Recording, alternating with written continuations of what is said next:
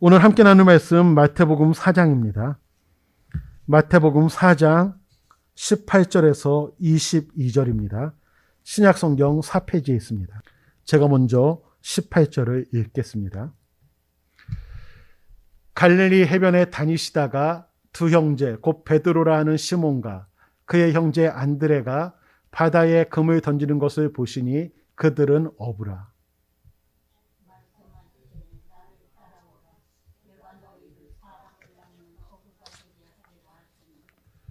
그들이 곧 그물을 버려두고 예수를 따르니라.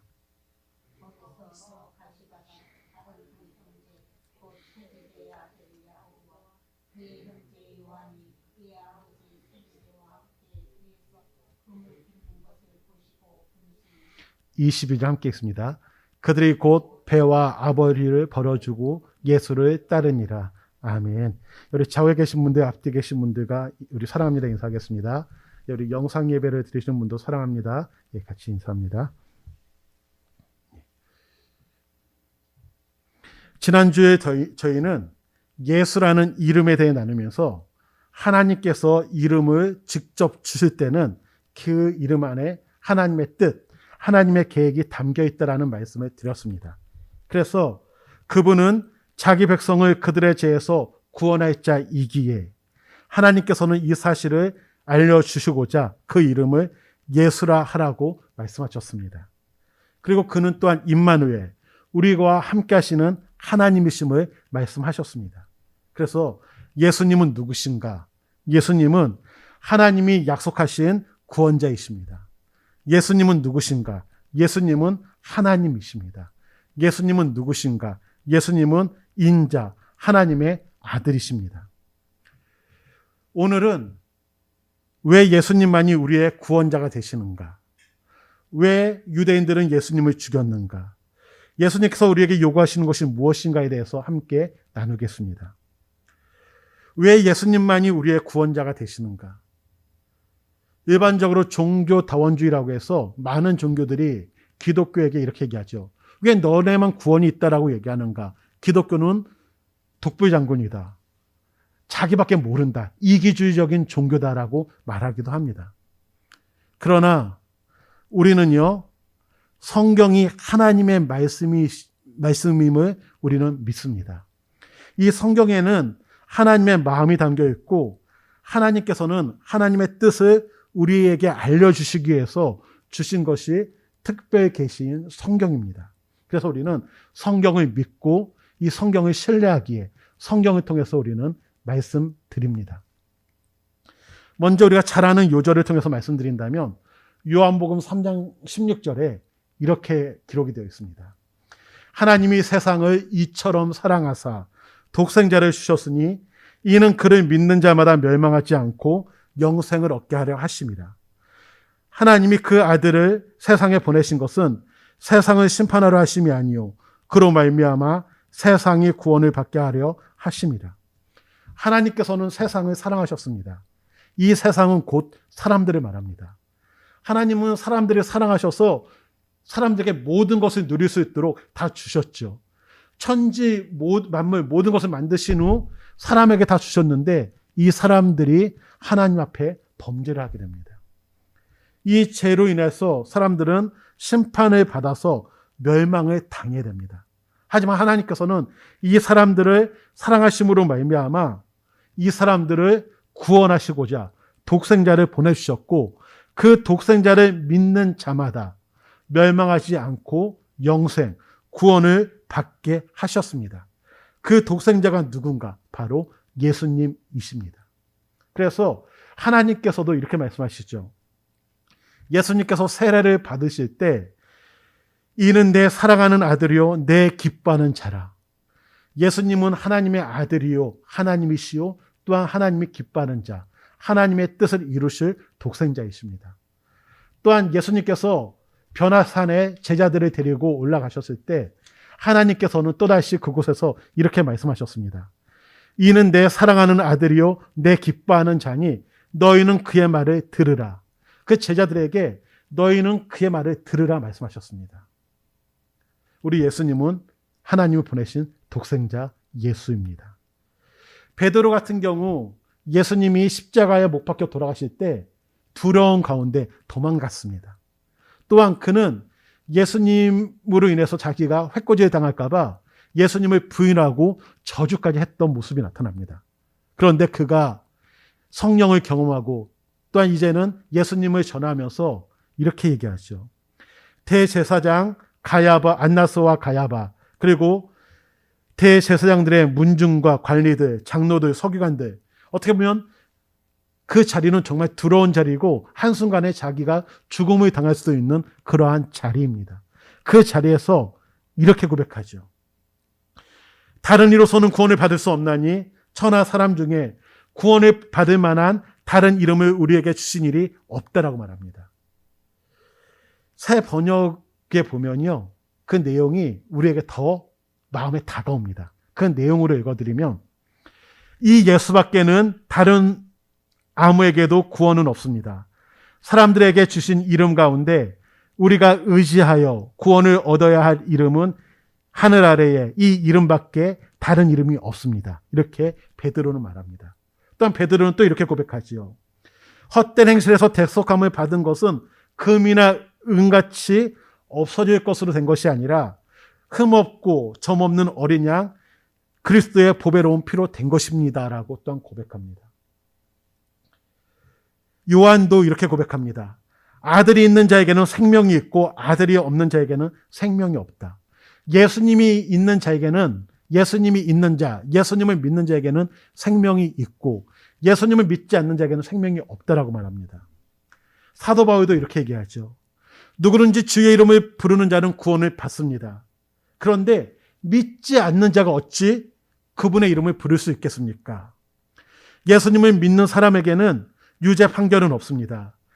예수님을 통해서 생명을 주시는 성령님의 능력이 죄와 죽음의 굴레에서 여러분들을 해방하셨기 때문입니다. 했기 때문입니다라고 바울도 얘기합니다. 우리 예수님께서도 스스로 이렇게 말씀하시죠. 인자가 온 것은 섬김을 받으러 온 것이 아니라 바로 자기 목숨을 많은 사람의 대속물로 주려 함이다라고 말합니다. 본인 스스로도 내가 여기 왜 왔냐 하면 섬김 받으러 온 거 아니야. 당연히 왕이신 하나님, 전능하신 하나님이 인간의 몸으로 오셔서도 존경과 섬김을 받아야 되죠. 그러나 예수님은 나 섬김 받으러 온 것이 아니라 내가 온 이유는 바로 내 목숨을 너희들에게 대속물로 주기 위해서야. 즉 너희들을 대신해서 내가 죽기 위해서 왔다라고 예수님께서 말씀하십니다. 그리고 예수님께서는 또다시 이렇게 얘기하시죠. 내가 곧 길이다, 진리다, 생명이다. 나로 말미암지 않고는, 나를 통하지 않고서는 아버지께 올 자가 없다라고 말합니다. 아버지께 올 수가 없다라는 것은 아버지와의 관계가 단절되었음을 말합니다. 하나님께서는 사람을 만드시고 너무 기뻐하셨고 사람과 함께 교제를 하셨습니다. 그런데 이 교제가 단절된 이유가 무엇인가 하면 바로 죄 때문에 그렇습니다. 죄진 인간은 하나님을 가까이 할 수 없습니다. 그 죄로 말미암아 선하신 하나님을 만날 때 죽을 수밖에 없는 것이죠. 그래서 죄진 인간은 하나님 앞에 갈 수가 없습니다. 그렇다면 이 죄진 인간이 하나님께 갈 수 있는 방법은 무엇인가? 바로 이 죄의 문제가 해결되어야지만 가능합니다. 이 말은 오직 예수님만이 길이라는 것은 오직 예수님만이 이 죄의 문제를 해결할 수 있고 예수님께서 이 죄의 문제를 해결하셨기 때문에 우리가 하나님 앞에 갈 수 있음을 말하는 겁니다. 그래서 예수님께서도 내가 하나님께 갈 수 있는 유일한 길이다라고 말씀하셨습니다. 그리고 우리가 잘 알다시피 십자가에 못 박혀 돌아가실 때 예수님께서는 이렇게 말씀하시죠. 다 이루었도다. 하나님의 뜻을 다 이루었도다. 너희로 하여금 하나님께 갈 수 있는 그 길을 내가 다 이루었도다. 나를 통해서 구원이 이루어졌다. 모든 것을 선포하면서 예수님께서는 십자가에서 죽으셨습니다. 그래서 오직 예수님만이 우리의 죄를 살 수 있기 때문에 예수님만이 우리의 구원자가 되심을 우리가 믿기 원합니다. 다른 구원이 없다라는 사실을 우리가 마음에 새기시기 바랍니다. 누군가가 와서 야 예수님 믿어도 구원 받아. 그런데 예수님만 믿으면 예수님 말고 다른 것도 믿어도 구원 받을 수 있어. 이것은 잘못된 복음입니다. 구원의 길은 오직 예수님밖에 없다라는 이 사실을 우리가 마음에 새기기를 원합니다. 그렇다면 왜 유대인들은 예수님을 죽였는가? 하나님이신 예수님, 구세주이신 예수님, 이 예수님을 왜 유대인들은 죽였는가? 한번 생각해 보게 됩니다. 먼저 이 유대인들을 죽이는데 가장 앞장섰던 사람이 대제사장들, 바리새인과 또한 서기관들이었습니다. 이들은 지도층입니다. 이들은 어느 정도의 부를 누리고 있었고 이들은 권력도 가지고 있었습니다. 명예도 있었죠. 그런데 예수님으로 말미암아 자신이 가졌던 이 기득권이 무너질 수 있기 때문에 이들은 거짓 증인들까지 동원하면서 백성들을 동요해서 예수님을 죽게 만듭니다. 우리가 잘 아는 것처럼 이들은 재판 시 거짓 증인들을 세웠고 예수님이 부활하신 이후에도 어떤 일이 나오는가 하면 지켰던 병사들에게 돈을 주면서 바로 예수님을 제자들이 훔쳐갔다라고 도둑질해갔다라고 거짓말하라고 이렇게 시키죠. 이 대제사장, 특히 이 대제사장이 가졌던 기득권은 어떠한 기득권이 있었는가 하면 첫 번째는 지성소를 출입할 수 있는 권한이 있었습니다. 다른 말로 하면 사명권이라고 얘기하죠. 대제사장은 지성소에 들어가서 하나님께 백성들을 위한 죄를 용서해달라고 구할 수 있는 그런 특권이 있습니다. 우리가 알다시피 가톨릭에서도 예전에 면죄부를 판매한 적이 있었죠. 너희들이 많은 예물을 드리면 면죄부가 주어져서 지옥이나 다른 곳에 있는 가족들을 옮겨갈 수 있다라는 식의 면죄부를 판매한 적도 있습니다. 어떻게 보면 이 사명권을 대제사장이 가지고 있었고요. 또 가지고 있었던 것이 무엇인가 하면 재정 결정권을 가지고 있습니다.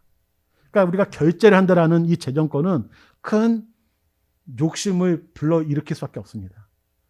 어느 정도의 재정권을 가지고 있는가 하면 3대 절기가 있고 어떻게 보면 제사가 있고 명절이 있죠. 이때 제사를 지내는 사람들이 어느 정도의 인원인가 하면 450만 명입니다. 450만 명이라는 숫자는 어마어마한 숫자죠. 이스라엘 사람들 중에 100만 명이 있고 350만 명은 디아스포라라고 해서 이스라엘에 살고 있는 것이 아니라 외국에서 살고 있는 사람들이 제사를 지내기 위해서 명절을 지키기 위해서 오는 겁니다.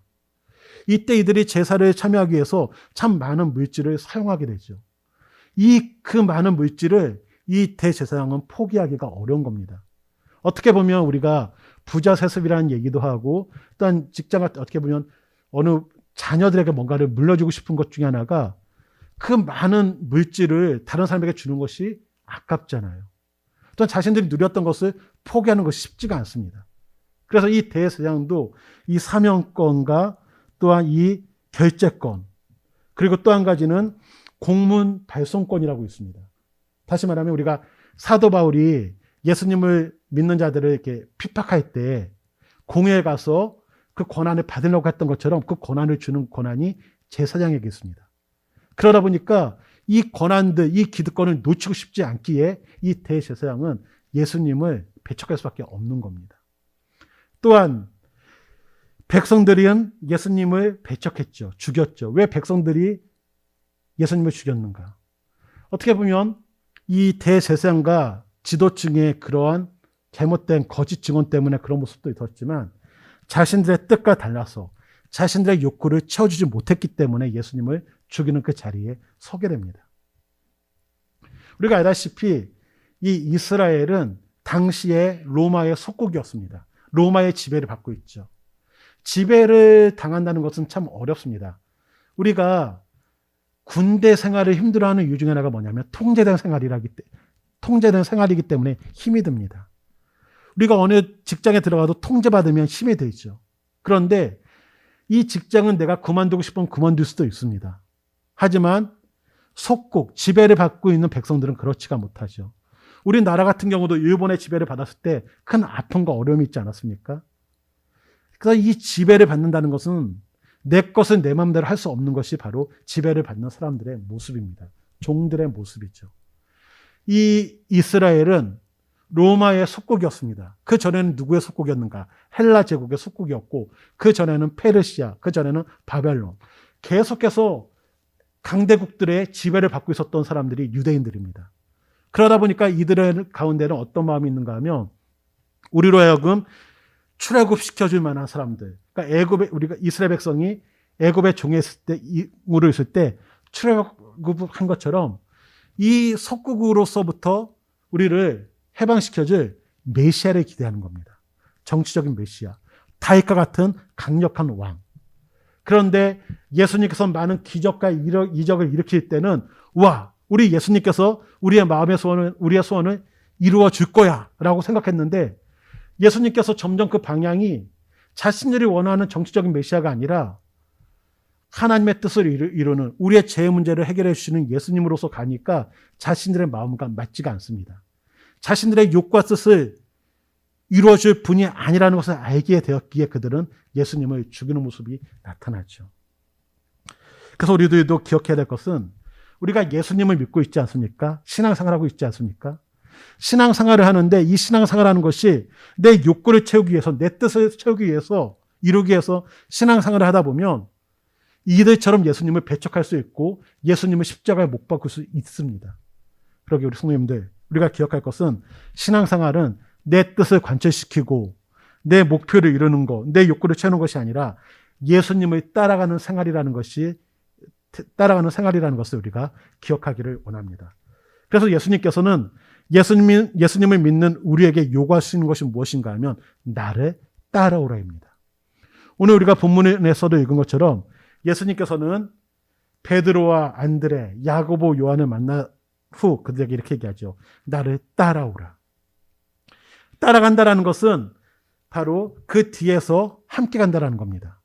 앞장서서 가는 게 아니라 뒤에서 앞에 가는 사람을 따라가는 것이죠. 예수님이 가는 그 모습 그대로 우리가 따라가는 것. 예수님께서는 우리에게 그것을 요구하십니다. 우리가 앞장서서 간다는 것은 매우 부담스럽습니다. 힘이 듭니다. 또한 그만큼의 능력이 필요합니다. 예수님께서 불렀던 이 제자들은 어부였죠. 이 어부들은 어떻게 보면 부족함이 있는 사람들입니다. 예수님께서는 이 부족한 사람들을 부르셨을 때 너네들 염려하거나 걱정할 필요 없어. 왜? 너가 나를 따라오면 내가 너희로 하여금 사람을 낚는 어부가 되게 해주겠어. 그러니까 그들이 스스로 사람을 낚는 어부가 되는 것이 아니라 스스로 그들이 그만큼의 능력을 키워가는 것이 아니라 예수님을 따라가다 보면 그렇게 된다고 예수님은 말씀하십니다. 이럴 때 있죠. 좋은 스승이 있으면 우리가 그 스승을 따라가다 보면 나도 모르게 그만큼 많은 것을 배우게 됩니다. 우리가 서 있는 장소가 왜 중요한가?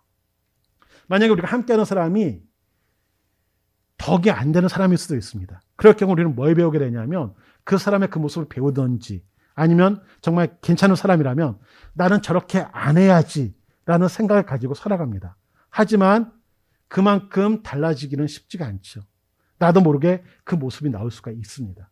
그런데 정말 좋은 스승 밑에서 함께한 사람은 그 모습을 보면서 자신도 모르게 그것을 배워가는 겁니다. 그 삶이 그렇게 되어가는 것이죠. 그래서 좋은 스승 밑에는 좋은 제자가 나옵니다.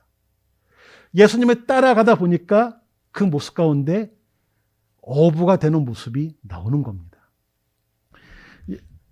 제가 예전에 군대 생활할 때 이런 적이 있었습니다. 어떻게 보면 이제 행군을 하게 되는데 행군은 뒤에서 그냥 앞에 가시는 분을 따라만 가면 됩니다.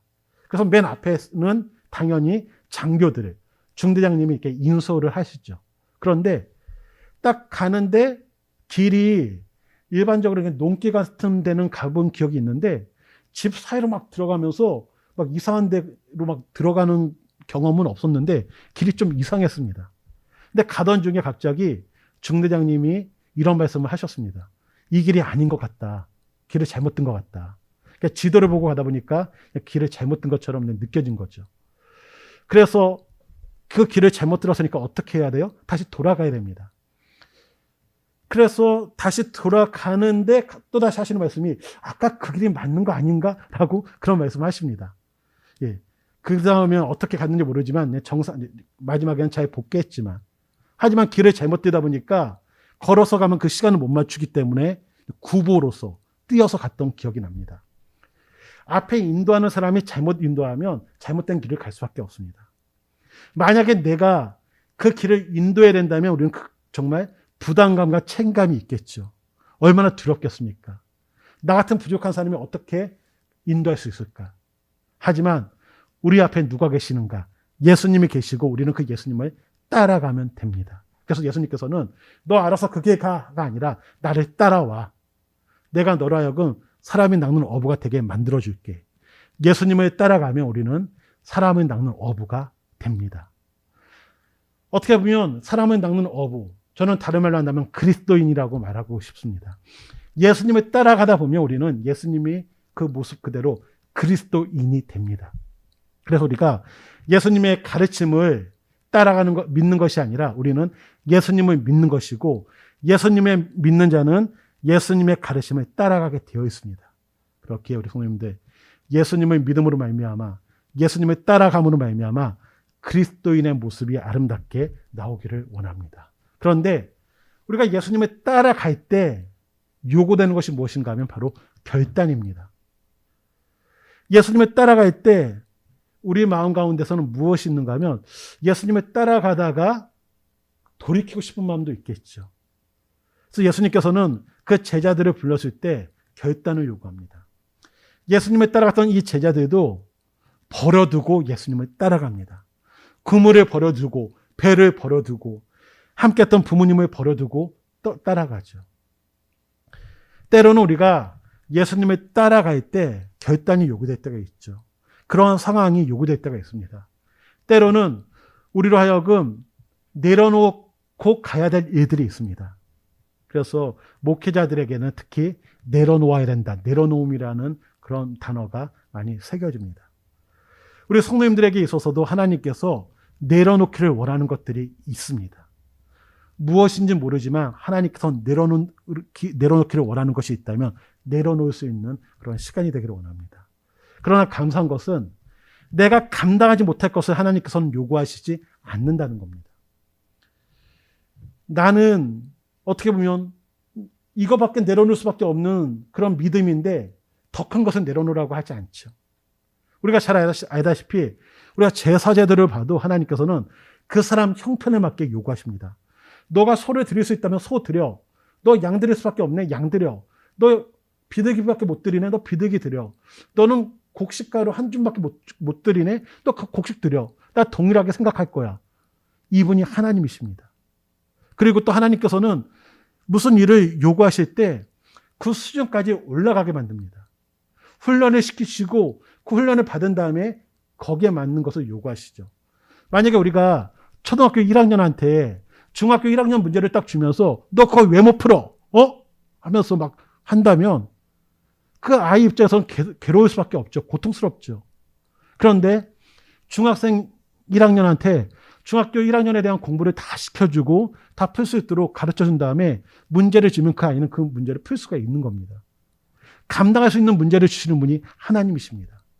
그러기에 우리 성도님들 기억할 것은 이 베드로와 안드레, 야고보, 요한이 그것을 버려주고 떠날 수 있는 것은 그것을 버릴 수 있는 믿음을 주셨기 때문에 그들이 버릴 수 있는 것이지 감당하지 못할 것을 그들에게 요구한 것은 아닙니다.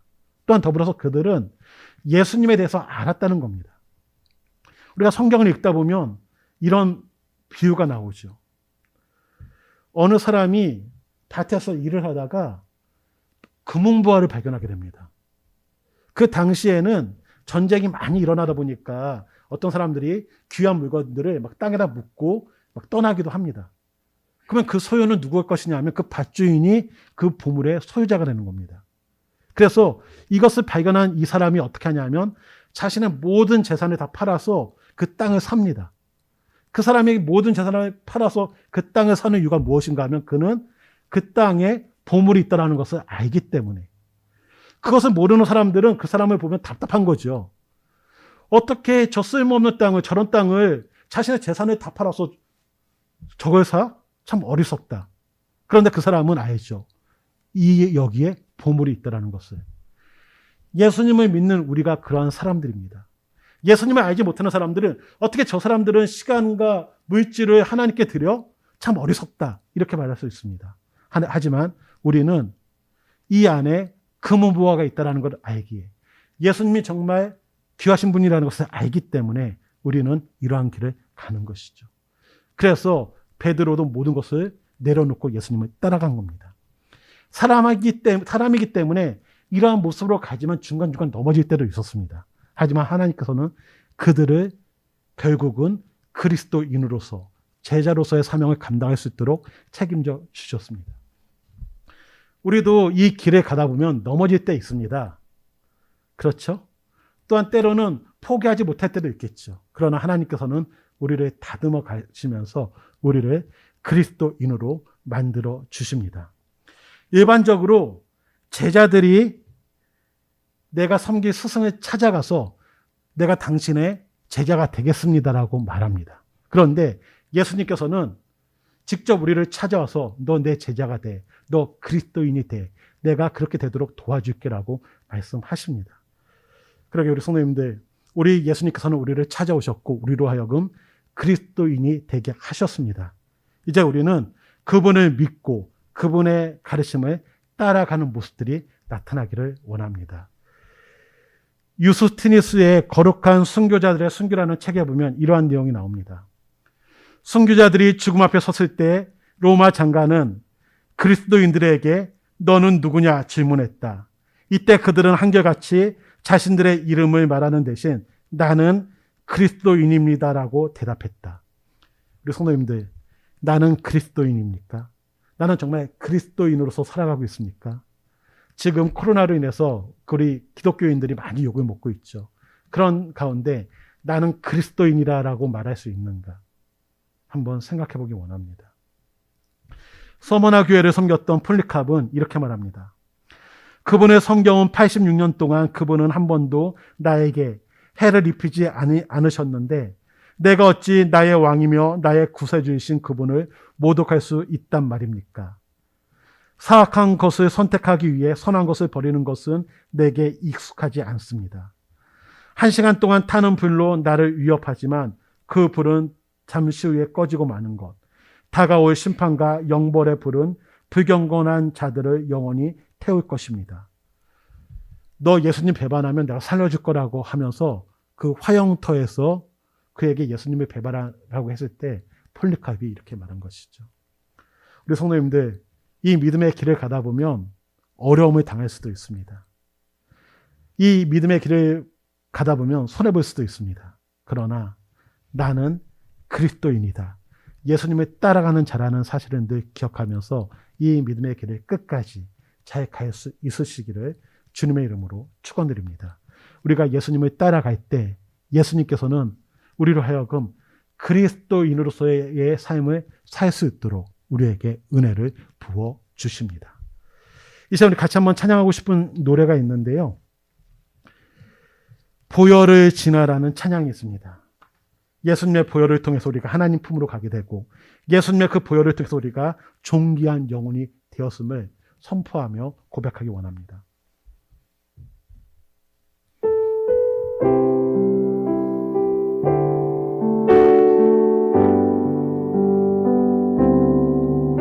보혈을 지나 하나님 품으로 보혈을 지나 아버지 품으로 보혈을 지나 하나님 품으로 한 걸음씩 나 보혈을 지나 보혈을 지나 하나님 품으로 보혈을 지나 아버지 품으로 보혈을 지나 하나님 품으로 한 걸음씩 나 존귀한 주보혈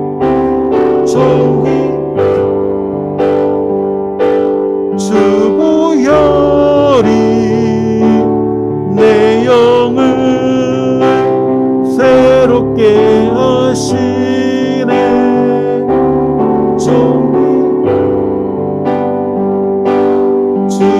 주보혈이 내 영을 존귀한 주보혈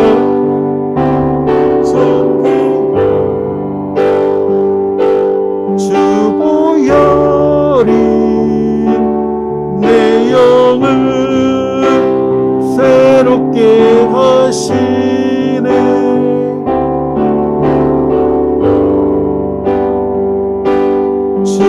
주고열이 내 영을 새롭게 하네. 우리를 하나님 품으로 인도할 수 있는 분은 오직 예수님밖에 없습니다. 예수님의 보혈을 통해서만 우리가 하나님 품에 안길 수 있습니다. 우리의 영을 새롭게 하시고 존귀하게 할 수 있는 능력은 오직 예수님밖에 없습니다. 이 시간 하나님, 예수님의 십자가를 통하여 우리가 하나님께 갈 수 있게 되었고 존귀한 그 보혈이 우리를 새롭게 존귀하게 하셨습니다. 내가 이 예수님을 끝까지 붙잡고 따라가며 이 예수님을 전하게 하여 주옵소서. 이젠 내가 그리스도인으로서 그리스도인의 모습이 나타날 수 있도록 도와달라고 이 시간 우리의 믿음을 놓고 같이 기도합니다. 기도하겠습니다.